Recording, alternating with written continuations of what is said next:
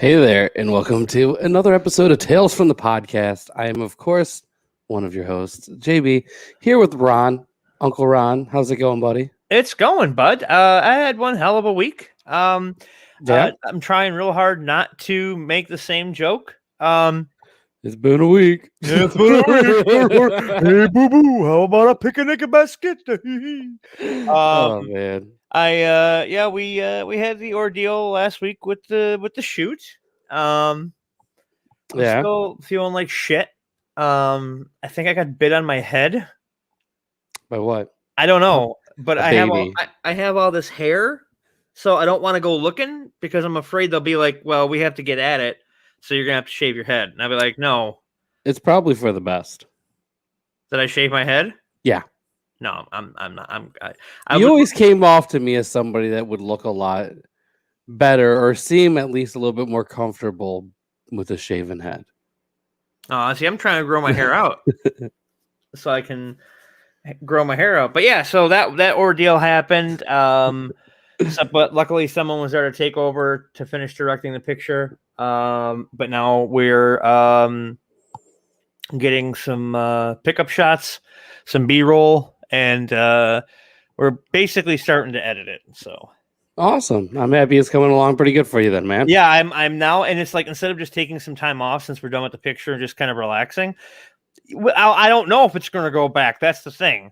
He's at that age where it's like a 50-50 shot. Yeah, it just might not happen. Yeah, so I don't want to run the risk. I'll even tell him, I'll be like, just shave a little spot off. I'll just pull the rest of it back over. It'll be a comb back.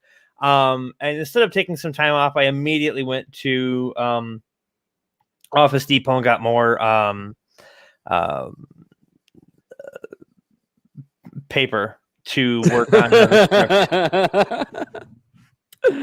Yeah, like notepads and stuff. And because what I do is I write it in the notepad, and then as I'm transferring it to the computer, that's where I see any changes that I want made. So that's technically my second draft. So, boom.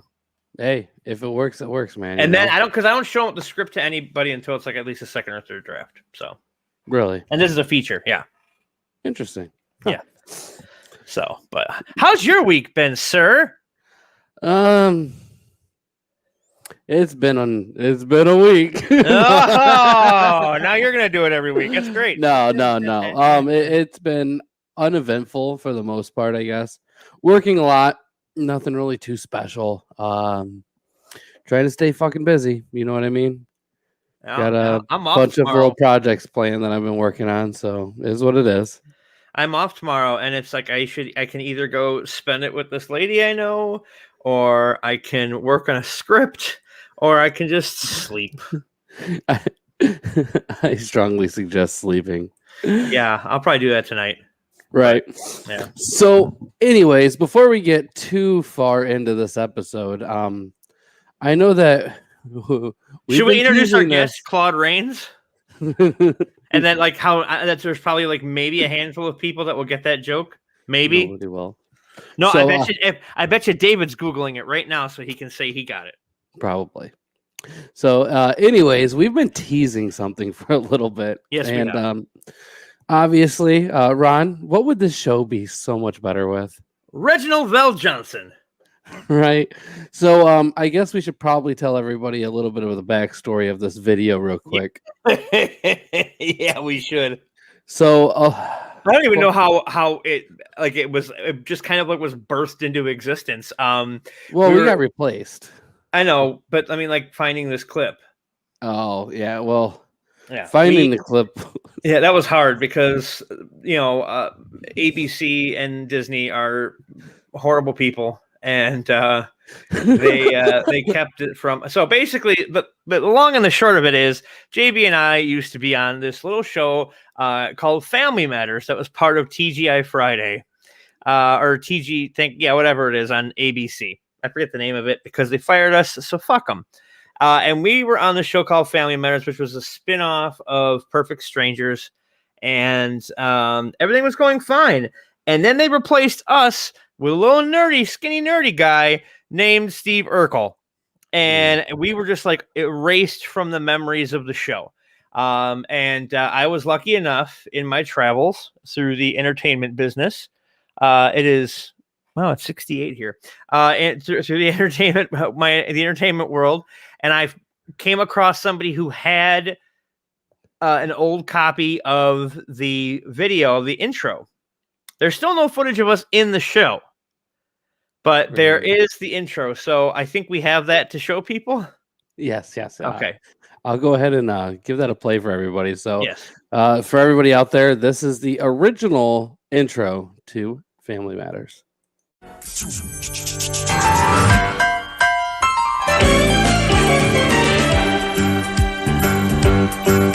It's a rare condition this day and age to read any good news on the newspaper page. And love and tradition of the grand design, some people say, is even harder to find. Well, then there must be some magic clue inside these gentle walls. 'Cause all I see is a tower of dreams, real love bursting out of every scene.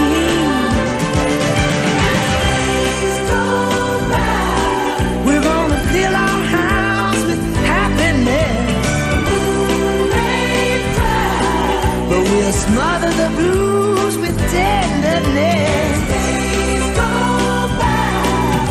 There's room for you, room for me, for gentle hearts and opportunity. Days go by. It's the bigger love of the family.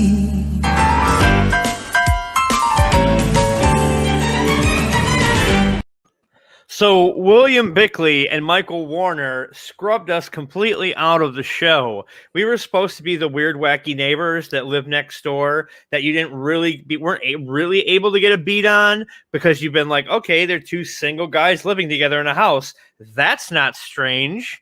But they never let us explore the whole thing about will they or won't they. And then Urkel showed up, and Reginald VelJohnson was upset. Actually, he was happy, I think, probably because these two other fat guys were gone. Yeah, well, yeah, it is what it is. He carried that show the rest of its term, though. It really, it definitely did. That's for sure. There's no arguing that whatsoever. Yeah. So, anyways, man, we should probably get into what this episode is about this week. I'm fixing that, by the way. Okay. Yeah. So, anyways, this week, like, what the fuck? It could be much worse, I guess. There's just a tiny issue with something that just happened because of something I did. Oh, okay. Did Facebook get mad about the? No. I think it had honestly more to do with the fact of how I did the sharing. Oh, but anyways, this episode is based off of the comic book Tales from the Crypt, issue number 36, and this episode was originally released September 16th of 1992 and is titled Curiosity Killed. So, which is a very weird title, and we'll get into that in just a minute. Yes, we will. So, anyways, while I'm working on this, do you want to go through some of the cast list on this one? Sure. Let me bring it back up. I had it up here, but then no, you're fine. I'm sorry about that. No, I went I went looking for a certain video that I was supposed to have, and yeah. Uh-oh. Is it okay? Oh no, we're fine. It's just the video that we just showed. Remember, I couldn't find it. Oh, okay. Yes. Okay. So, all right. This episode's called Curiosity Killed, and it was the season finale of season 4, and it aired on September 16th, 1992. It was written by Stephen Dodd and Stanley Ralph Ross. That he was credited with the screenplay. Elliot Silverstein was the director. The cast was kind of a who's who when it comes to the main cast. You had Kevin McCarthy, who has been in like everything. You know, he was in. Let me find some stuff that people would know, or I'll probably mention movies only I know. Looney Tunes back in action. Let's see. But he's got It that is your face. favorite movie, to be fair. Well, I mean, yeah, until the Muppets Haunted Mansion comes out. But he was like a much bigger actor back in the. He was in Batman the Animated Series. Let's see. He was a big like. Oh, I saw him on that one show. You know what I mean? Oh, yeah. Yeah. He was in the movie Inner Space. Anybody remembers that? With I Dennis believe I Quaid. do. Yeah, Dennis Quaid and Martin Short. But he's been like, if you see him, you'll be like, oh, okay, that guy. So he was in this. Madge Sinclair, who's also been in. She was Madge Sinclair. Now I remember her. She is the Queen of Zamunda in Coming to America. Huh. Really? Yeah. Yes. Yeah. She is Eddie Murphy's mom. She was also Sarabi in The Lion King. I don't know who that is because I've never seen The Lion King. I don't think I have either. Yeah, I don't give a fuck. But yeah, she's just been in all sorts of stuff. She was the captain of the Saratoga in Star Trek IV: The Voyage Home. 4, yeah. Let's see. Just all sorts of little shit like that. I think the next guy, it has way more credits. J.A. Peter Preston, because he looks a lot more familiar to me. Yeah, he was in Air Force One, Contact. He was in a few episodes of Martin, Empty Nest, Lois and Clark, The New Adventures of Superman. Your favorite. Well, it's the best Superman out there, to be fair. It's not my fault either. I didn't make it the best one. Yeah, neither did they. He was on It's Gary Shandling's show, and if you've seen It's Gary Shandling's show, you know how ahead of itself that was. He was another one that did a lot of, like, he was on Hill Street Blues, Remo Williams, The Adventure Begins, and ended all sorts of stuff. But the big star of this episode, and she is under makeup for a good 90% of it, I would say. Yeah. Is someone that I would consider, because she's been in 2 iconic horror films, I would consider her to be horror royalty. She was in Amityville Horror. She was in Halloween 2. She was in Black Christmas. And boy, the mouth she had on her in Black Christmas. Yeah. It was bad. But now what most people will remember her from is playing Lois Lane in 4 Superman films. Yeah. All right. I can see that. That's for sure. Margot Kidder. So everybody remembers her from that, but she's in this episode as well. And basically what's going on in this episode is Jack and Cynthia have been married forever, and they're on what looks to be like a small vacation with Lucille and Harry, and they something is being planned. Okay. Nobody knows what, or they won't. They're not real. I think Jack and Harry and Lucille know, but Cynthia has no idea, and she just keeps bitching and Yeah. bitching and bitching. And then She's eventually, kind of a bitch. yeah, she's a huge fucking bitch. Eventually, she gets to the point where she just insults Jack's manhood and says that he hasn't used his little prick or whatever for going on 20 years. And this is where I wish I would have been alive back then and an active writer, because my line would have been, so I would have added in the line from him saying, well, I didn't have anybody to use it on. But he's very timid to her. He doesn't really fight back all that much. They're No. they're two radically contrasting couples. Yeah, definitely. Yeah, and Harry and Lucille are very laid back, and they're in the woods. And essentially, at one point, Harry and Lucille, that's their celebrity name, Larry, produce like this weird voodoo stuff that restores your youth and your beauty and all this other kind of thing. But then when Cynthia finds out that they're not going to let her have any, and this is why I like this episode, because they set up that you can't mix alcohol with this stuff. Well, yeah, that's they true. set it up. That was Chekhov's vodka. So cheap shit. That too. But no, so basically what she does is she scoops out enough of the stuff for herself, and then she pours vodka in the thing, but she doesn't know the effects it's going to have. Right. And she ends up do I spoil it at this point? I might as well, yeah. Well, what, this episode's been out since like the early 90s, so basically in the what last happens 30 years if you haven't watched it. Yeah, is Lucille, Harry, and Jack all die. They get old because the alcohol reverses the effects, essentially, or makes it go back, makes it go backwards. And then she drinks it, and she starts having, it burns going down, essentially. And she drops the bottle, and the dog starts licking it up.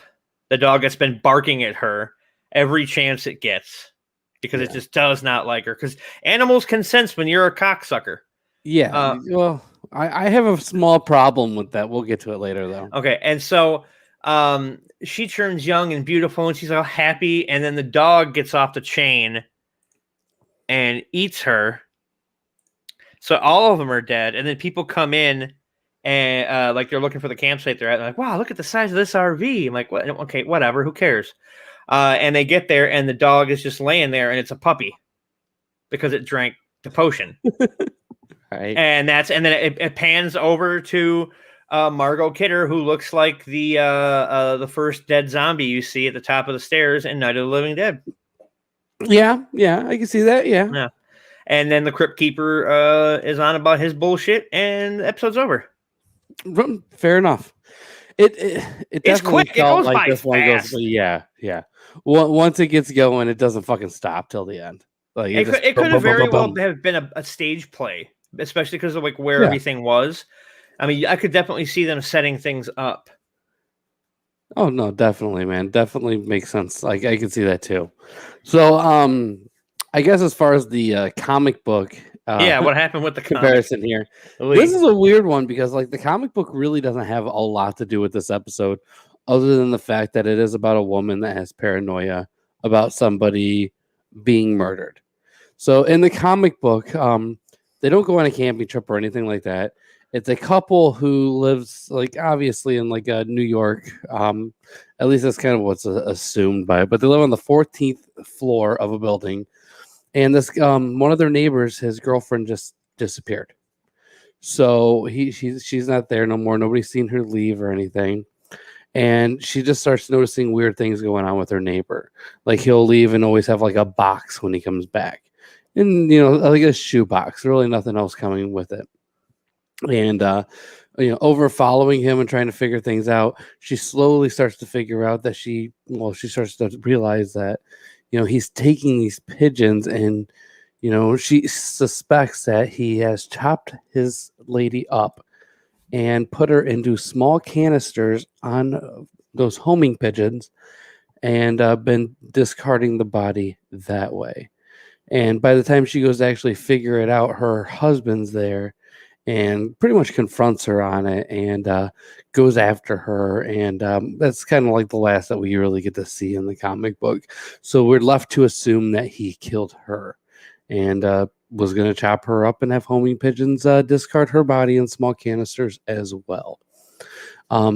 So kind of really not the same story, other than the simple fact that there's paranoia involved.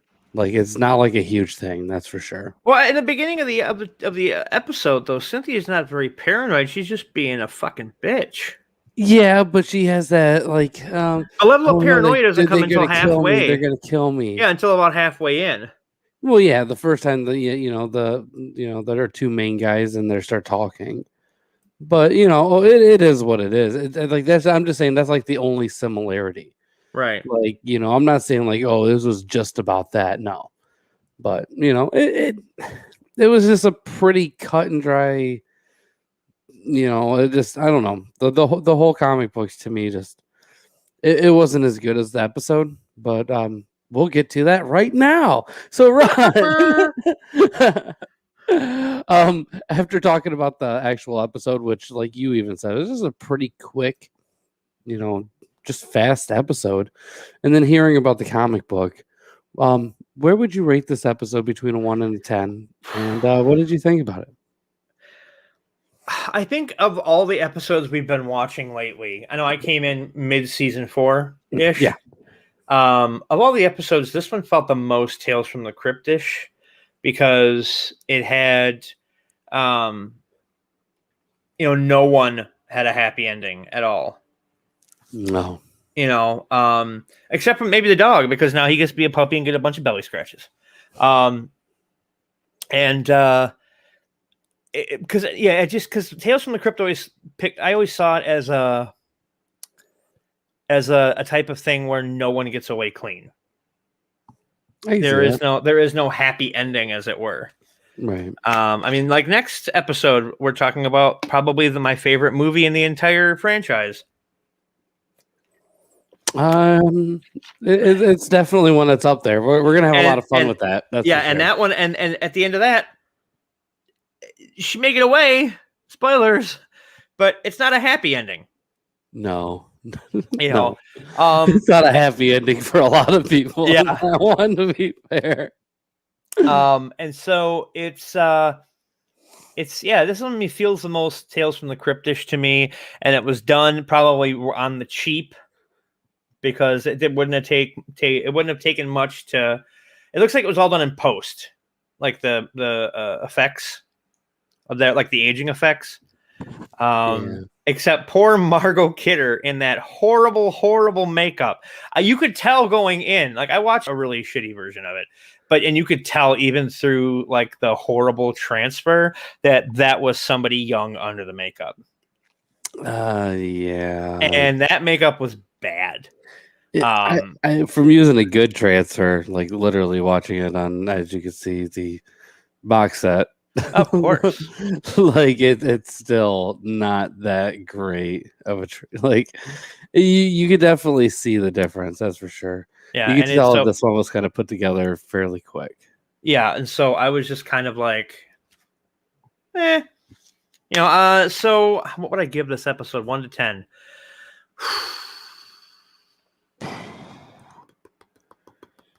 Wow, this is a toughie.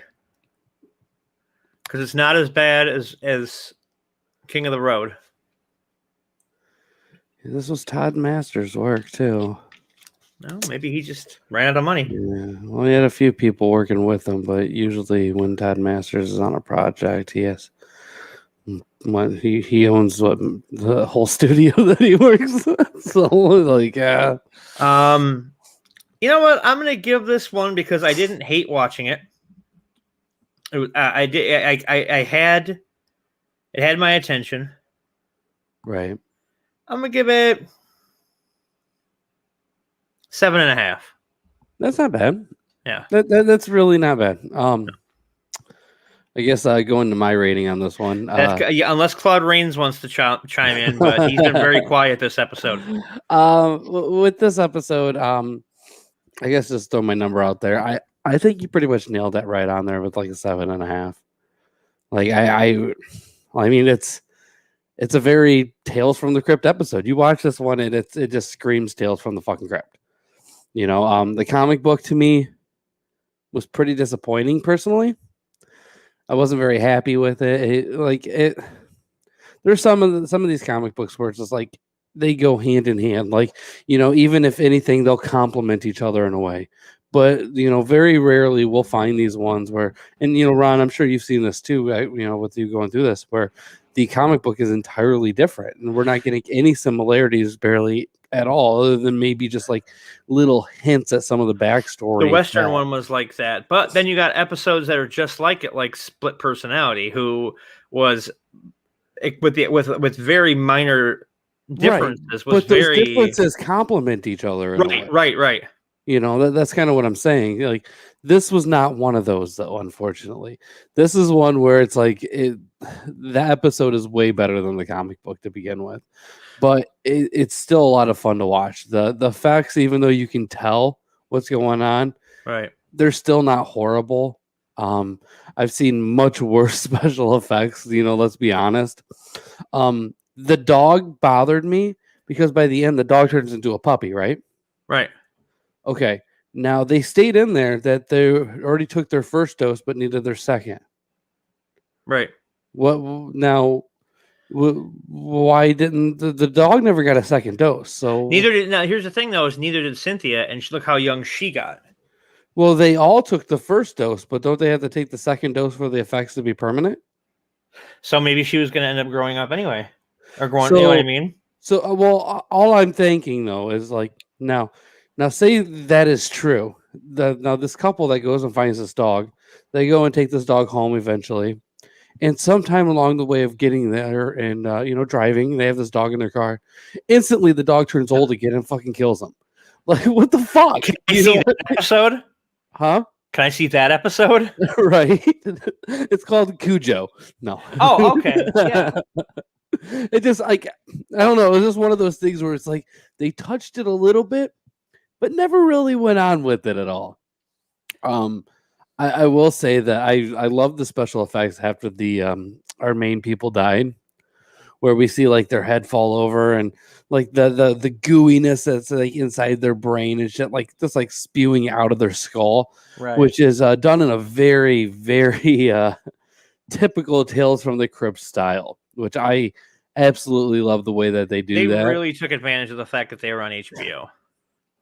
Well, yeah, you could tell with the nudity alone, you know what I mean? That Yeah. was probably one of the biggest things that actually got this show where it was just like the graphic content, the gore and the nudity in there. And like what, back in the early 90s, there was really nothing like this, you know? No. The closest, like anything with nudity, pretty much like you could barely get at the time. And, you know, if you did, you're pretty much going for fucking pornos. Right, Ron? Or Cinemax after a certain point in the evening. Right, Skinamax. but you know, I remember they used to give away free week trials. Yeah, and I was like, I don't give a shit what's on during the week. I just want Friday and Saturday night. Right. I just want Friday and Saturday night. And the minute Mom went to bed, it was Ron time. See, I got lucky growing up. Do you remember those black boxes? Yes. There you go. You fuck.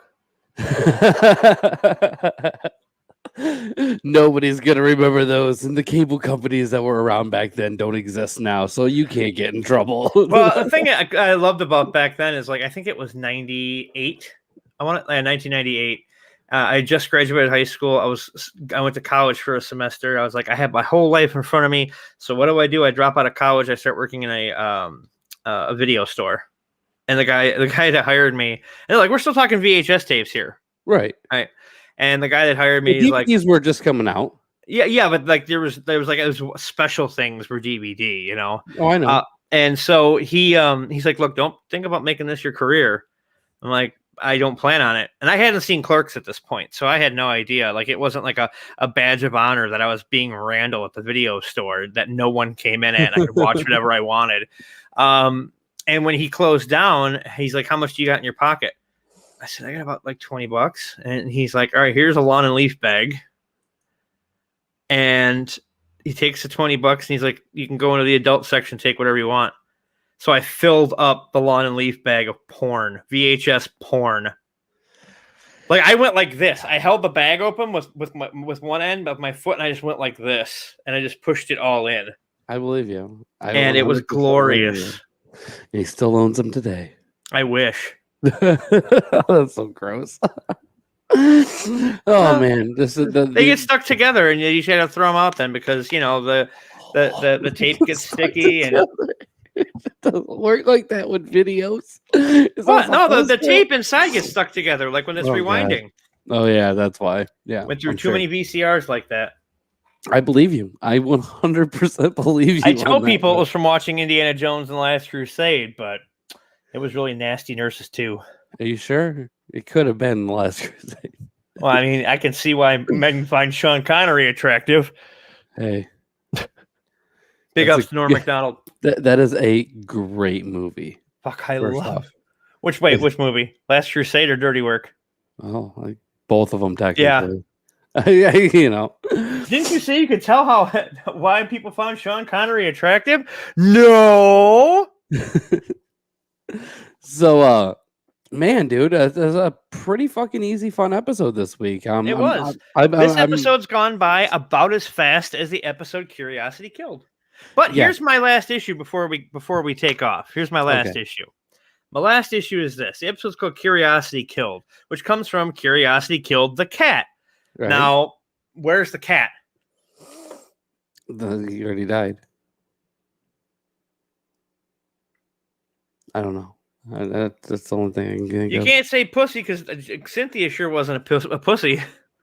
No, you're right there. I don't know really where the cat would have been in this one, but you know it just is what it is. It could be much worse.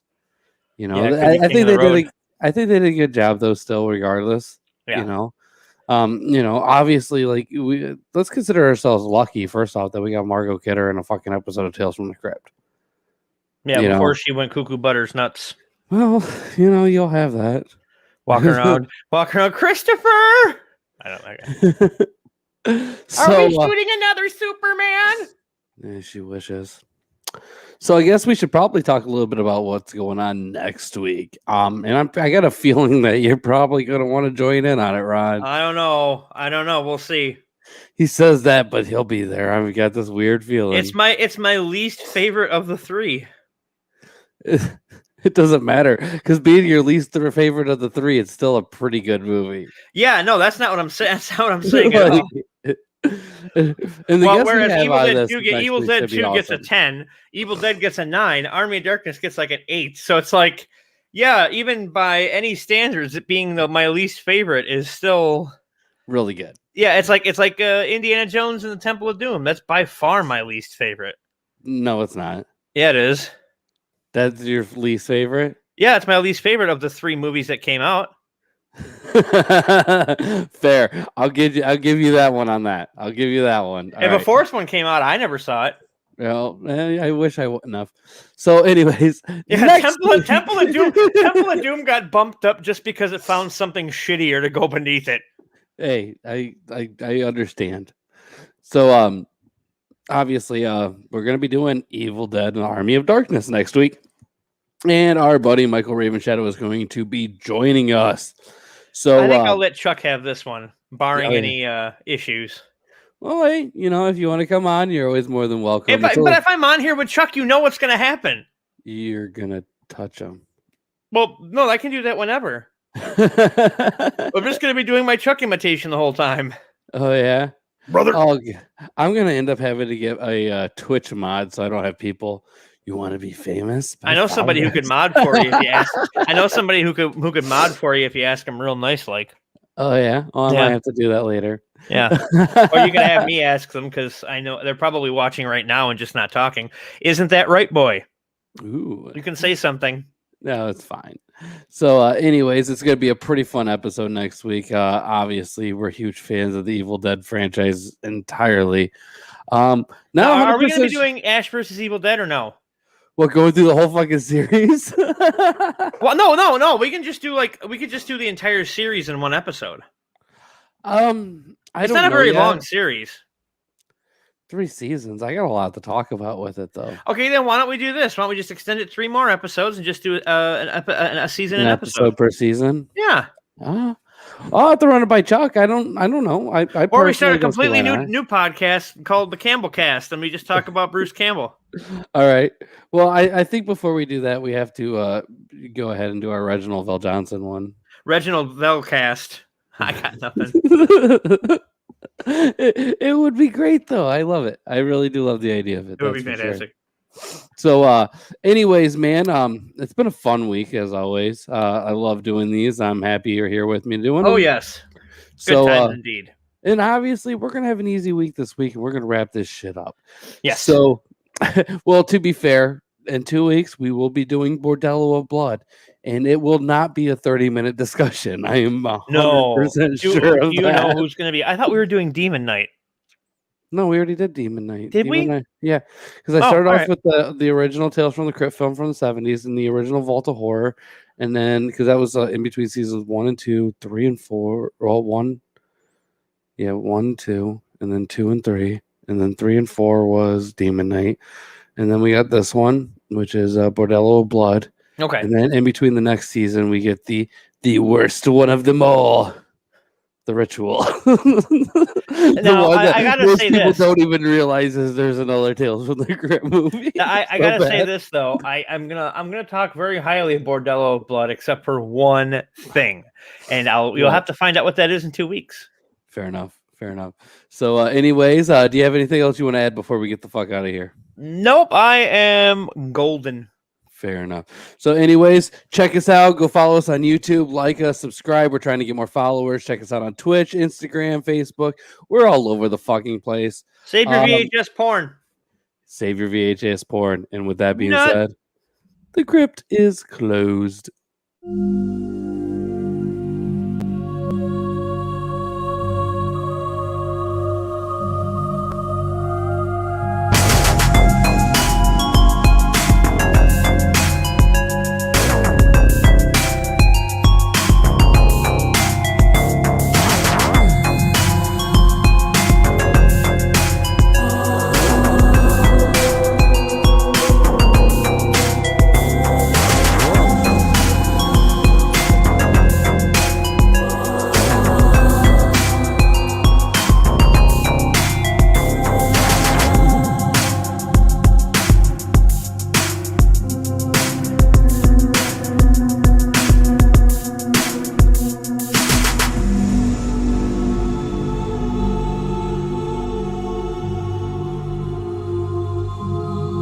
Thanks for listening, kiddies. You're all a scream.